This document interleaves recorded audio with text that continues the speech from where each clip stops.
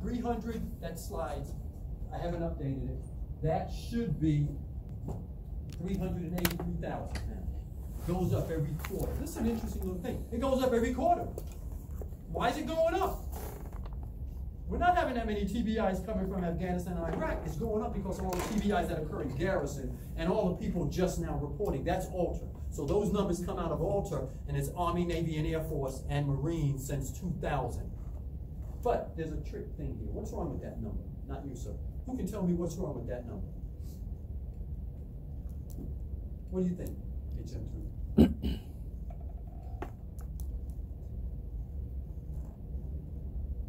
It's probably underreported. Why? Because people are just getting training now or knowing what a TBI is. Good answer. I believe that number is unbelievably underreported. And I usually do a demonstration. Did I do that demonstration before? So we'll do it right now. Most people don't have any idea they even had TBIs.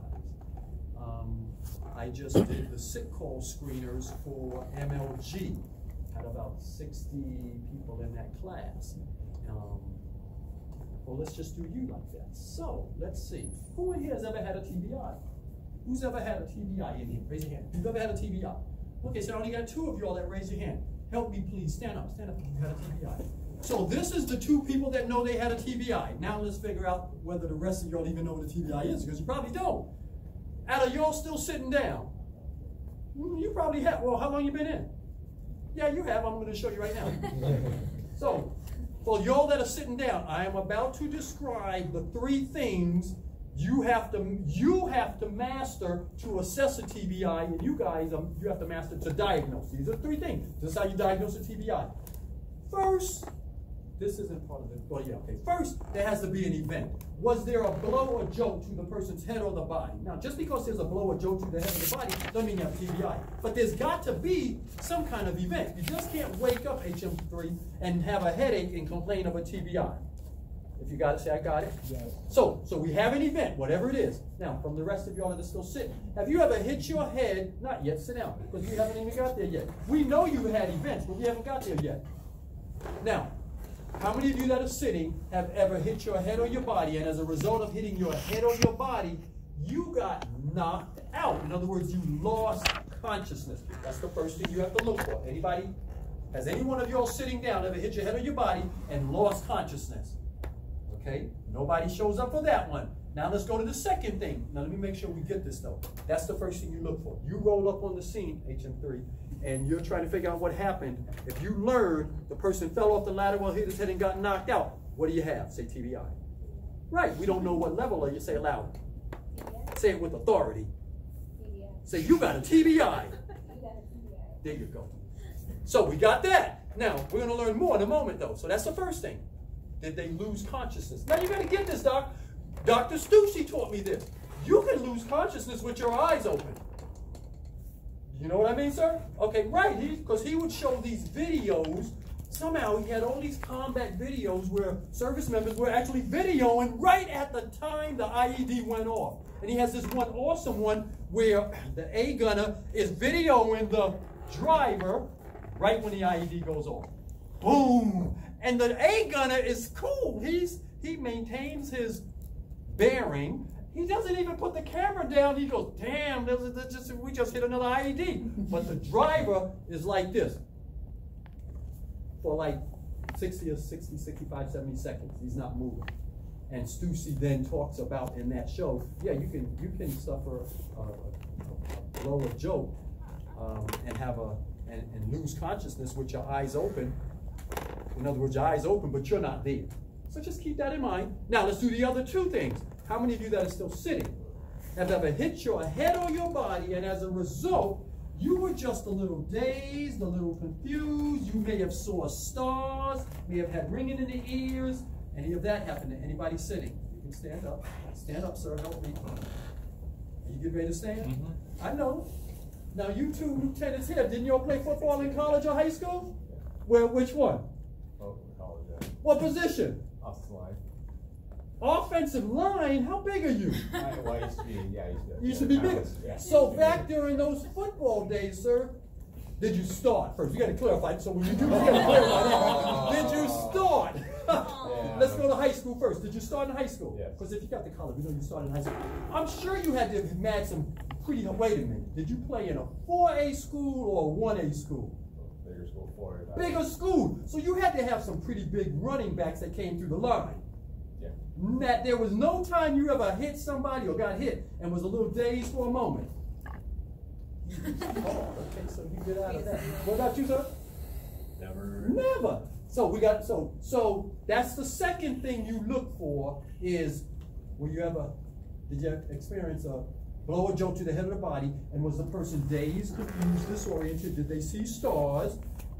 That's a TBI. Everybody say that's a TBI. That's a TBI. You got those two. Now here's the third official thing you look for. Now the third one is generally already within the first two, and it's post-traumatic amnesia. If you ever hit your head or your body, and as a result of hitting your head or your body, you don't remember what happened, you've had a TBI. So let me tell you a story, since I don't think anybody, does that apply to, okay, you guys can sit down. Thank you for helping. Let me tell you a story about post-traumatic amnesia.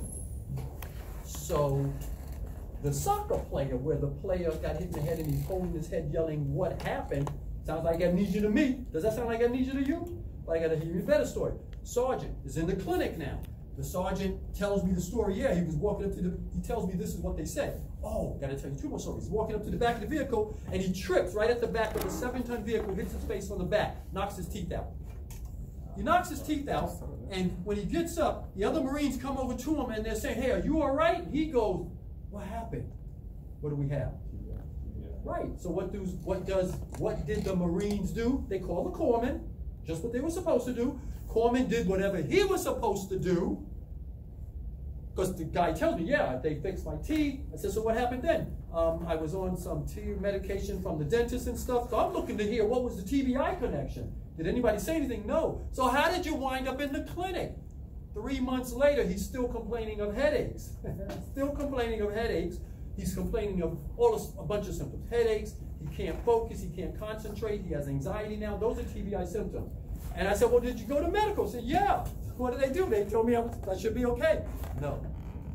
Somehow, at Camp Pendleton, I don't know how Naval Hospital San Diego does it, but at Camp Pendleton, where's the Camp Pendleton guys?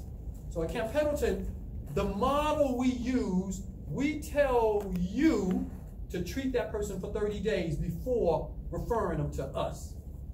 Is that what? San Diego. Okay, perfect. So and that's because we actually expect you to be able to resolve any symptoms within 30 days of a concussion. We're going to learn more about that in a moment. So now we know, let's make sure we're clear. I can tell you when every single time I do this training in your battalions, I always get about 10 to 15% of the command will know they had a TBI, just like the 2 or 3 of y'all that stood up that knew. Who were the 2? You 3 that knew you had a TBI. Always, if you go out to your battalion and or squadrons and you ask, how many of y'all have had a TBI? You're going to get about 10 to 20% that know, 10, 15, 20% that know they've had a TBI. And then if you do that little exercise I did, guarantee you will get about another 30% that will acknowledge being hit in the head and being knocked out. And then about another 40% will acknowledge being hit in the head or the body and being dazed or confused. That's normal. The reason they don't report that is that's normal. I've had 7 TBIs. I didn't even know I had TBIs until I started teaching it. In fact, somebody pull a flashlight out. Get a flashlight, sir? That'll work. The first TBI I ever had was in 1969. Who was alive then? Okay. What's that? The first TBI I ever had was in 1969. I get hit in the eye with a baseball. Jump up, run home crying. I get home, my mother wants to know what happened. I'm at baseball practice playing Little League Baseball. I was a catcher. She drags me back to the team, to the coach. The coach is following me home. We meet him, and I remember the coach. What I remember is the coach saying, "He'll be okay, Miss Pearman." That was in 1969. So I joined the Marine Corps in 1975. Eyes must have been okay then. Joined the Marine Corps in 75. No, I get my driver's license in 73. So you got to take a test. My eyes was okay then. Then I joined the Marine Corps. And then I think, don't you have to take a vision test throughout your time in the Marine Corps? maybe, well, I'm pretty sure I had to, but 30 years later, in 1969, 79, 89, 20 years later, 1989, I'm at Joint Base McCord, when a friend's child, her 12-year-old, looks in my eyes and screams, "Ah, Mommy, look at his eye, what's wrong with him?" I'm thinking, what's wrong with her? So I go look in the mirror. Oh, what is wrong with my eye? So I go to medical. The corpsman does the corpsman, it was the Army, so the medics, they do the medic thing, and then they don't know what's wrong, and then they send me to the doc, and the doc does the eye thing. Okay, look at this eye first, sir. Okay, this one should be cool. Good? Yeah. Oh, yeah. What's wrong with it? It's shaped like a cat's eye, it's not round. It's scary. Let's use look here. See? Can you see? Yeah. It kind of scared you, didn't it? It is. So so I don't remember this injury, which was 69, 79, 89, and it was 99. I got it back, 99. So that's 30 years later. I don't remember. So the doctors are asking me, you ever been hit in the head? You ever been involved in explosions? Because of course, when they took me to the I went to the neurology and they took an x-ray on the back of my eye. It looked like you could see the scar tissue from the injury. So I don't remember any of this. So just by coincidence, I'm on the phone with my mother 3 days later. I said, well, yeah, Mom, something's wrong with my eye. It's all messed up and everything. She said, well, which eye? I said, my right eye. She said, oh, boy, that's that eye you got hit in the eye with playing Little League Baseball. What are you talking about? I don't even remember. 30-something years ago. Why did I tell you that story? Oh, I didn't even know that was a TBI. Well, forget it. That ain't even a good story. So most people don't report their TBIs for 3 reasons. One, they don't even know they've had a TBI. If you're hit in the head, especially in the Marine Corps, your patients, your stakeholders, and you. First of all, they're not going to report if it's not broken, they're not bleeding, and they can still fight.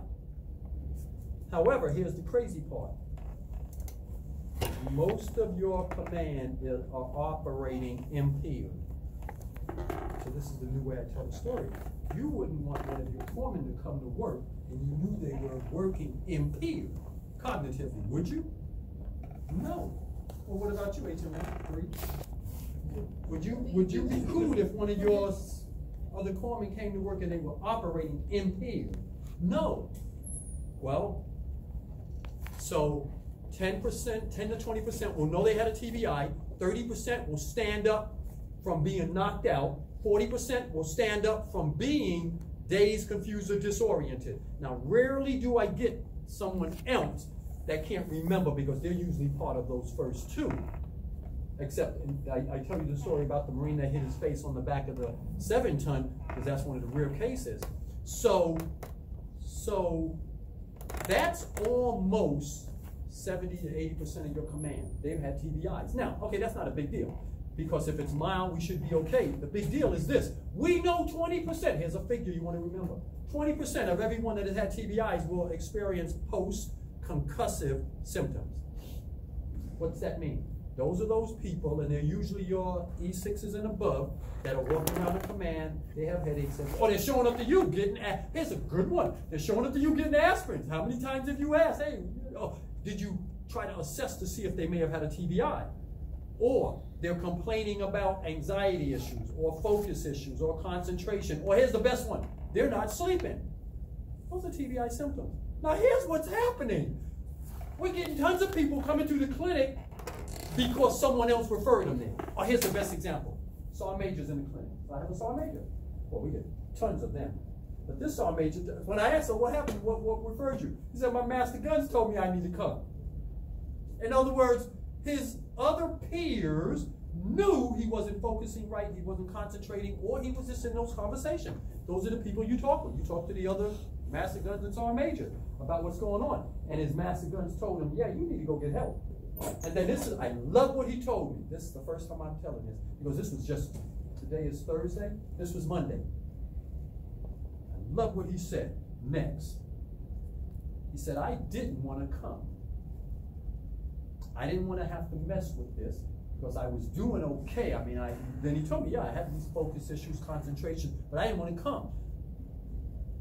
What made me come was I wanted to be better for my wife. Wow. That's a paradigm shift. This is a Sergeant Major saying, I only came here because I wanted to be better for my wife. But he's a guy that's all through the command with all kind of other issues that you guys are treating. But well, let me back up. He suspected he had TBI issues, but nobody told him. Sergeant Major, this is what you tell him. Sergeant Major, I'm gonna tell you, I think you got TBI issues. You need to go get some help. He's just gonna look at you like, who did freaking think you're talking to? And then you don't let him back though. You can handle that, right? Mm-hmm. Good. So 20% of your command will be walking around with symptoms right now. 20%. They have headaches, they have post-concussive symptoms, which you'll see in a moment. Headaches, anxiety, maybe focus, concentration issues. They're just sucking it up. And one reason is they don't want to report it because they haven't been to training. Once they see you tell the training first and you explain all of this TBI stuff and you explain it like this, so I mean, you can't operate, you're operating impaired. You don't focus right, you don't think clearly, you know it, you just told me. You need to get help. And the best part is, we can possibly help. They need to know that. That's where you come in, where you put the training on in advance, before they wind up in medical having to hear this. They've already heard it from you, so now it's running in the back of their head. One of the things that I'm also doing now is, so the Marine Corps TBI training, it's called Marine and Leaders TBI training. There's two components. There's a part that all Marines get, then there's a part that leaders get. It's the boring stuff, orders and policies, deal, that just the leaders have to get, and then there's the 5 leadership R's that you're going to learn here in a moment. But lately I've been putting on a just leadership class, asking only command leadership. Staff NCOs and above, all the 6 and above, attend this training. And we did the last one, the last one, I think it was Tuesday, at headquarters battalion, at a headquarters battalion. And in that battalion, so I had everybody. It was like 80 staff NCOs and above, CO, XO, Sergeant Major, the whole thing. And when I did, so there was 183 people. When I did that, how many of you had a TBI? About 40 people stood up, knew they had a TBI. Then I said, how many of you have ever hit your head, got knocked out? About 70 or 80 more people stood up. I got it backwards. It was about another 40 people stood up from that. Then when I said, how many of you have ever hit your head or your body and you were dazed or confused? When I got done, there were only 3 people sitting in that battalion. So what's that tell us? Half the battalions are operating with TBI. Well, most of your units have had TBIs, but that's not the big deal. What you want to be concerned with is, how many of them are suffering post-concussive symptoms? How many of them right now are the people with the medical records this thick that you can't figure out what's wrong? They look like they're malingering because they're complaining about stuff. Maybe it was the 4 or 5 IEDs they experienced over the last 10 years. So, what do we need to know about TBIs? Here's the official term, and we've already covered this. That's the official term. TBI is a traumatically induced, that means traumatic. Something has to hit you in the head, got to hit your head. And it can lead to a physiological disruption of brain function as a result of external cause. Now, how do you get a TBI? Got to be a blow or jolt, and then the 3 things. First one, AOC. Everybody say AOC? AOC. Alteration of consciousness. We already covered that. Second one, post-traumatic amnesia. They can't remember, and there's a blow or jolt. We have a TBI. And then the third one, loss of consciousness. If you got it, say, I got it. I got it. Then, TBIs come in 3 versions, mild, moderate, and severe. Injuries to the head, neck, or face may be associated with the TBI. You gotta get this. Injuries to the head, neck, or your face can cause a TBI. How many of you are aware of the Marines that were in the car accident, of which one died about 2 months ago? So there was a car accident out on I-5 around Camp Pendleton. 3 Marines in the vehicle. 1 died in this accident. One of the ones that lived was in the clinic because of the TBI. Now, this is an example of post-traumatic amnesia. When he tells me the story, he says, we were all ejected from the car. So whatever happened, they were ejected. He said when he came to, he was going around looking for his other guys, and he found one was dead. The other guy, he started rendering first aid until the ambulance showed up. When the ambulance showed up, they took him off, and he doesn't remember any of that. He said, that's what they said you did. What would we call that? So you got a picture, Doc. You roll up on the scene, you see the Marine doing all of this, and you take over, and then you realize later, you figured out he came through the windshield, so that's a pretty good chance he hit his head. And then you learn later, he's having memory problems. Posttraumatic amnesia. He doesn't even remember what he did. Well, now we know he had a TBI. But we don't know whether it was mild, moderate, or severe. It may be. It may knock you out, but you do not have to be knocked out. Concussion, the word concussion is the same thing as the mild version. You got that out of the way. TBIs come in 3 versions, I already said. So the mild, how do you know if it's a mild? First thing, if they lose consciousness, less than 30 minutes. Amnesia, up to 24 hours. So if they're walking around the command and they don't remember what happened for 23 hours, you're going to think mild. But let me add a piece. At the end of the day, this stuff I'm teaching you is not the end of the story. The end of the story is your clinical judgment. You always use your clinical judgment over what you're learning here. Hopefully this informs your clinical judgment.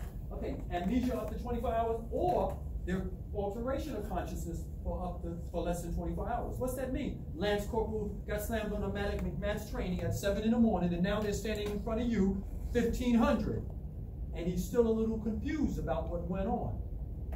You're going to do the mace, then you figure out, yeah, he really is confused, tells you, well, we haven't even surpassed 24 hours yet. But let's say he's in the BAS the following day over here.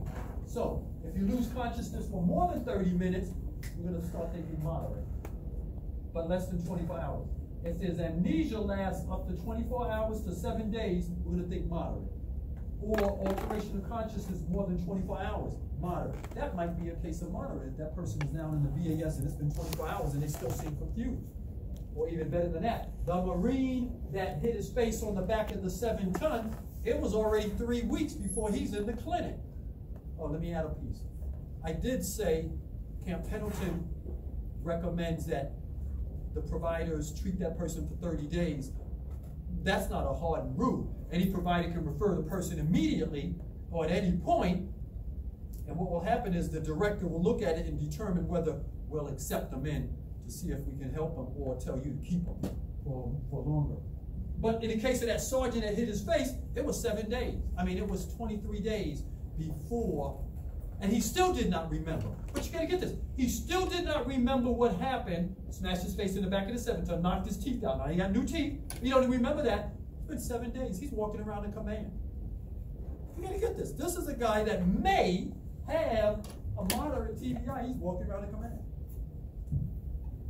And then the last one, severe loss of consciousness more than 24 hours, amnesia 7 days, alteration of consciousness 24 hours. Oh, I gotta tell you a better story. You know we got Marines out at the border, right? This is great. So apparently they get to go out drinking. I didn't know that, because I got one of them in the clinic. That's why I love now I get the new patient orientation, because I get to hear all this stuff that you guys are doing and that leadership is doing. So this Marine is at the bar. This is the one I was going to say was funny. He's at the bar with his buddies. When he's getting up, when he gets up, he stumbles and hits his head on the bar first. Potential concussion first, right? Just potential, we don't know yet. Then he hits the ground, potential second one. Now you may have heard this story. And then the Marines help him up. What are they thinking is wrong with him? Drunk. Nobody thinks TBI. And 50% of all TBIs are alcohol related, so keep that in mind. So they pick up, they help him to a golf cart. What the golf cart? I have no idea what they do in the golf carts. So they put him in a golf cart. They don't strap him in. Golf cart takes off, makes a turn. He falls out the golf cart. Third potential TBI, right? What were the 3 potential TBIs? Tell me. What was the first one? He hit his head on the bar. He said, 1 potential. And then he fell. Second. And getting thrown out. Now he gets thrown out of the vehicle. 3. So they take him to the room, put him in the rack. Say it again. Oh, they put him in the rack. The next day, he doesn't wake up. The next day, you heard that, sorry? Okay, so the next day, he doesn't wake up. He doesn't wake up. At the formation, the gunny wants to know, where is so-and-so at? So the other Marine's trying to cover for him. Gunny, well, I think he's having a hangover. He just wasn't. So the gunny goes in the room. Gunny's shaking him and everything. He's not waking up. Fortunately, the gunny had been in TBI training. The gunny, what happened to him? And the Marines tell the gunny, yeah, gunny, he fell off the bar. He fell out the bar, yada, yada. Gunny said, he might have had a TBI. Calls a corner. Fortunately, that group of guys out there knew what they were doing. Oh, I didn't tell you this crazy story. That Marine wound up in a coma for, I think, 23 days. Who said yes? Oh, he wound up in a coma for 23 days. And the good part about that was the Marine Corps flew his mother from the country he was from to be with her. Put her at the Fisher House. So that's good. Okay.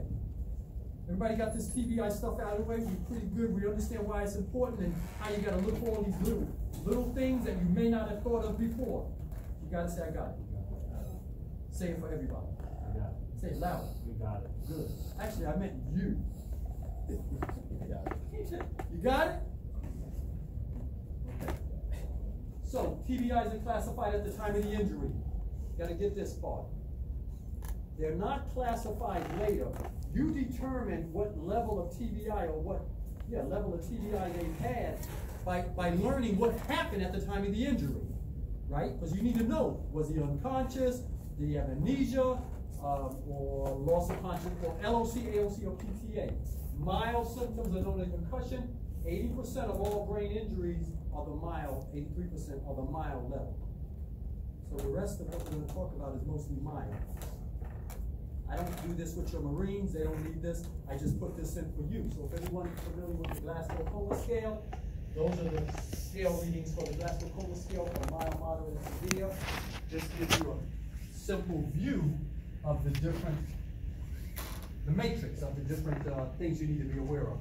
CT scan, in the case of the mild, is generally negative. That's how you know it was a negative. So let's back up. You know they had a TBI from LOC, AOC, and PTA. Then they go get a scan. If the scan is negative, that tells you it's mild. I think what the emergency room sometimes is thinking is, if the scan shows up negative, they didn't have a TBI. No, you figure out if they had a TBI from, did they have AOC, LOC, or PTA? You gotta say, I got it? Yeah. And then if they go to the emergency room and the scan is negative, we know it's a mild. Why? Because a mild doesn't show up on the scan.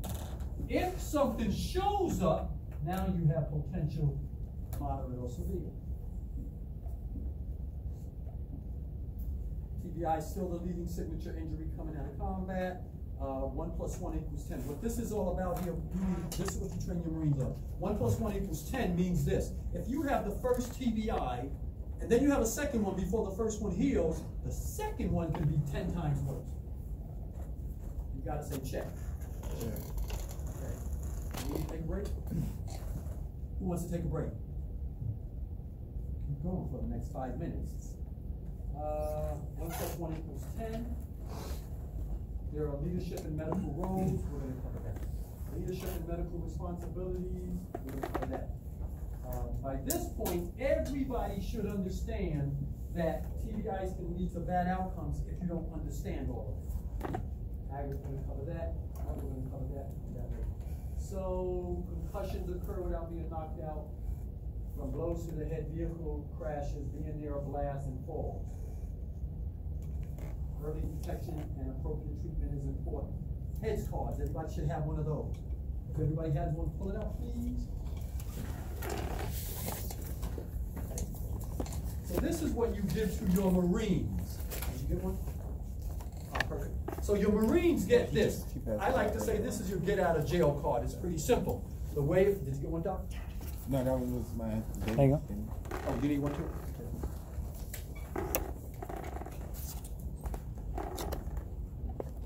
Who needs them?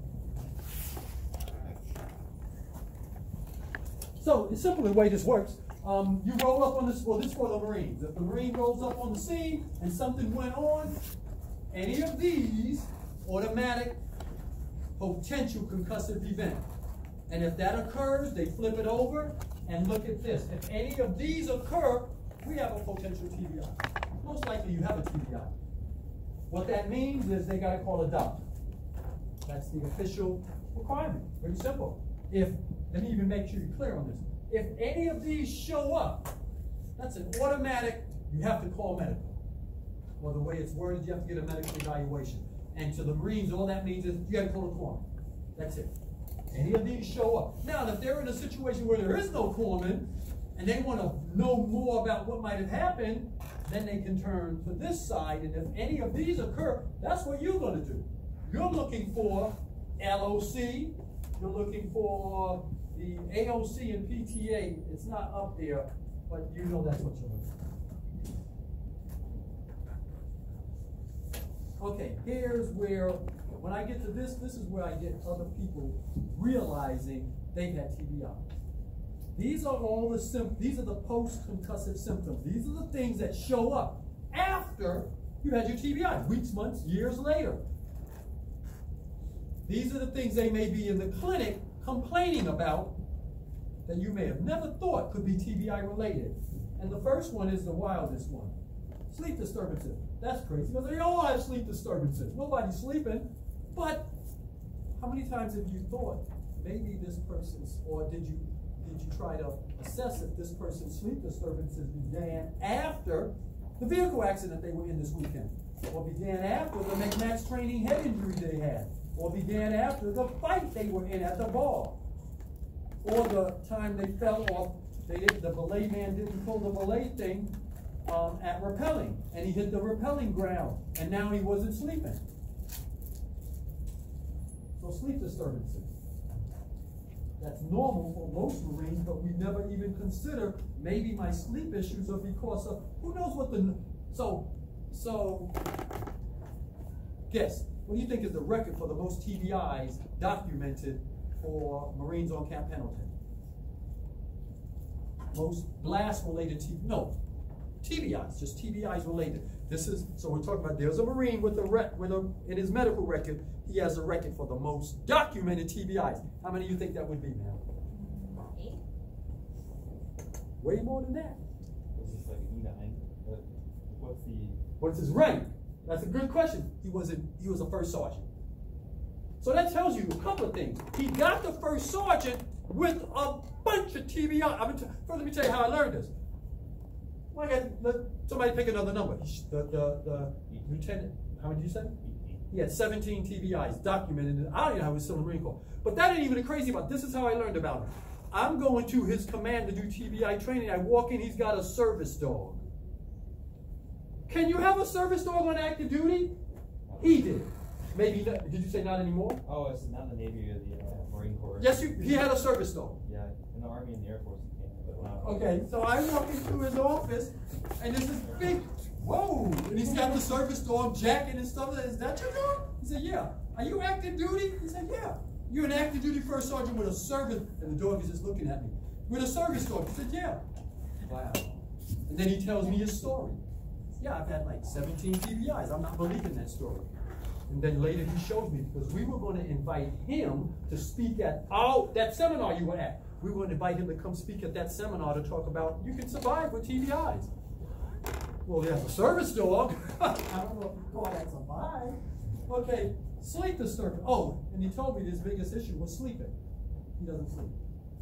Fatigue. So how many of your Marines did you figure out they're not? So they used to be able to run a 300 PFT. All of a sudden, they're just a staff NCO. So they're only 29, 30 years old. They used to be in great shape. And then all of a sudden, they're just not in great shape anymore. And then you figure out later, oh yeah, they were in a car accident last month. Or you look through the medical record and figure out this guy's been 3 TBIs. Or how about this one? How about this one? I learned this from Dr. Sargent. I love this one. That's the site. Dr. Sargent, I heard him say this. So I'm going to repeat what he said. We have a lot of young Marines drinking the energy drinks. a 18, 19, 20-year-old Marine should not need to be drinking an energy drink. So why are they drinking it? Say it again. Well, why? Good at, that's great. They're tired. Why is I'm 62 years old. I don't get tired like that. I don't need an energy drink. I know you're looking at, damn, he's 62, he's old. So why are they tired? Playing video games till 1 a.m. You guys, you're going to love this. I'm playing video games all night. Why are they up playing video games all night? Because they can't sleep. Why? Why are they doing that? Keep going. What do you think, sir? You see where I'm going with this? Either way you go, you can trace it back to potential TBI. Did you eliminate TBI issues? So if you say, I'm playing video games all night. Okay, why aren't they sleeping? Why? And then you ask enough questions and you learn, or you look through the medical record and you learn, oh no, they didn't even tell you. You say, hey, have you been involved in any blasts or explosions or anything like that? Yeah. How many? About 7 or 8. So now you got a patient sitting in front of you that playing video games all night, drinking the Red Bull, can't sleep, and some of the other symptoms you're going to see, and now you realize he's got all, that's not in his medical record because he never reported, so he self-reported all of this stuff. So what can you think? Potential TBI issues after you take care of all the other stuff. How about this one? Visual disturbances. That's pretty obvious. Slow thinking. That's the one where you gotta. So now you have that Marine sitting in front of you talking to you, and he's talking really slow. Or as he's talking, you notice that he has to stop and kind of think about what he's saying. Is that slower thinking? I had a pilot. Oh, this is one of your commands. But I was in a theater. No, I'm looking because I was in a theater. You guys aren't pilots, are you? No. Okay, I was in a theater. Wait a minute, you have a theater here, right? Yeah, it was here. So I'm in a theater doing the training for one of your flying units. When always, at the end of my training, people line up to tell me their TBI stories. So they lined up. And I noticed a lot of these guys are pilots, and I'm thinking, well, they're about to tell me something that I got to tell the IDC about now. So I had to let you know, if you tell me something I have to tell the IDC, that's going to be a problem for you. And they all walk away. They don't want to tell me their stories anymore. So slow. There was a reason I brought that up. It had to do with slow thinking. One of them actually told me that was his issue. He doesn't feel like he can think as fast as he used to. Difficulty finding words. So they kind of stutter. I'm not really stuttering, but you can sense they're not spitting the words out as normal. Poor concentration and memory problems. A huge portion of the senior enlisted guys, all those E7s, E8s, and E9s that I get in the clinic, this is what they're complaining about. Memory problems. And most of them have blast-related issues way back from 2010, 11, 12, that they didn't document. Anxiety, irritability, and mood swings. There's something interesting about these three, because if you don't understand TBI, those you wind up sending that person to behavioral health. And then behavioral health figures out maybe they should be in the TBI clinic from those. What helps? Oh, remember, this is what your Marines say. What helps?